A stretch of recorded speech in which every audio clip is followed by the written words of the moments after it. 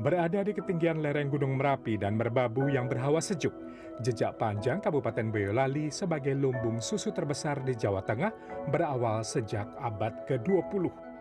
Kala itu, pemerintah kolonial Hindia Belanda menggunakan sapi perah jenis Friesian Holstein asal Eropa ke tanah subur ini. Didukung hawa dingin, air pegunungan serta ketersediaan hijau-hijauan yang melimpah membuat wilayah ini berkembang pesat dan sempat dijuluki sebagai New Zealand Van Java. Pasca kemerdekaan, usaha ini diadopsi oleh masyarakat hingga melahirkan sistem peternakan rakyat. Kini identitas ini dijadikan dalam beragam simbol kota, mulai dari monumen susu tumpah hingga gedung lembu sora.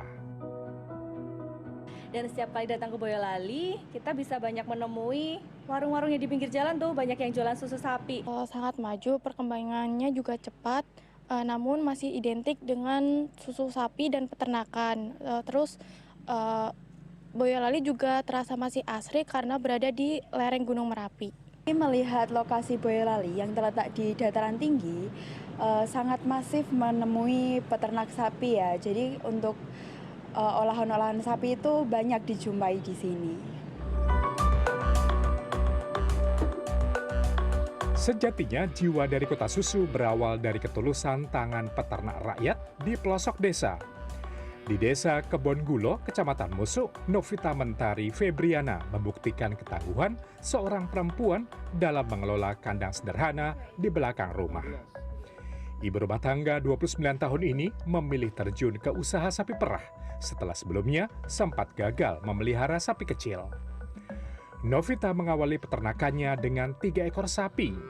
Setiap hari, Novita mulai memerah susu secara manual sejak subuh hingga pukul 7 pagi. Memerah secara manual dianggap bisa menghasilkan susu lebih maksimal. Meski demikian, pemerah juga harus dalam kondisi fisik yang prima. Jika Novita sedang lelah atau kurang sehat, proses perah pun tidak maksimal, sehingga akan berakibat fatal pada kesehatan sapi. Setiap hari, 1 ekor sapi betina bisa menghasilkan hingga 25 liter susu segar. Susu yang sudah terkumpul di dalam wadah berkapasitas 15 liter ini akan diambil oleh pengepul untuk dibawa ke koperasi. Ini mobil loper susu sudah datang, saatnya kita menyetor susu ini yang sudah kita perah tadi, dan pada pagi hari ini hasil perahan susu ini mendapatkan kurang lebihnya 120 liter susu sapi segar, dan 1 liternya itu dihargai Rp8.300. Yuk kita antar yuk.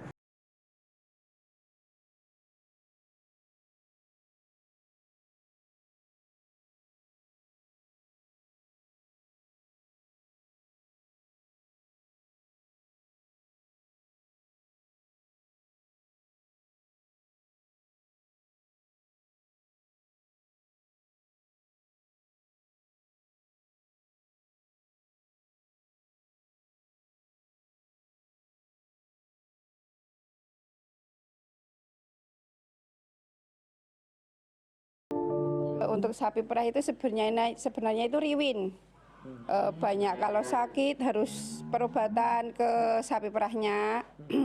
Maksudnya benar-benar perawatannya itu benar-benar kita higienis, dari perawatannya kandang, dari sapinya benar-benar harus diamati. Kalau enggak nanti pengaruh ke volume liter susunya.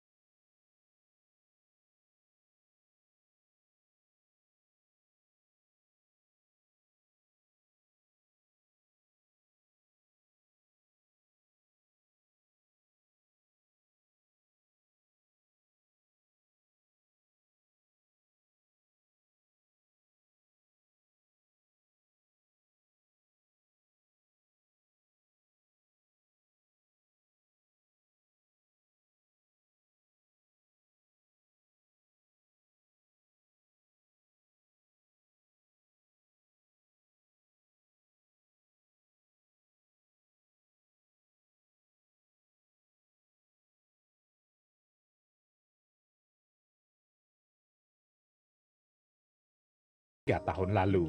Hampir 3 tahunan, ya 2 tahun lebih lah. Kenapa? Akhirnya Ya untuk apa ya Mas, susunya steril, nggak kena tangan gitu loh, langsung ke milk can dan lebih apa ya Mas, praktis, menyingkat waktu ya.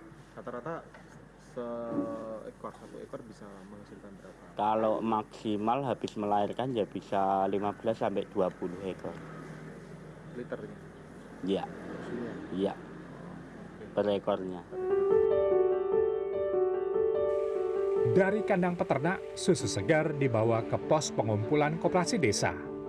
Di sini kadar lemak dan kualitas kesegaran susu diuji secara ketat menggunakan alat khusus sebelum masuk ke rantai tangkai pendingin.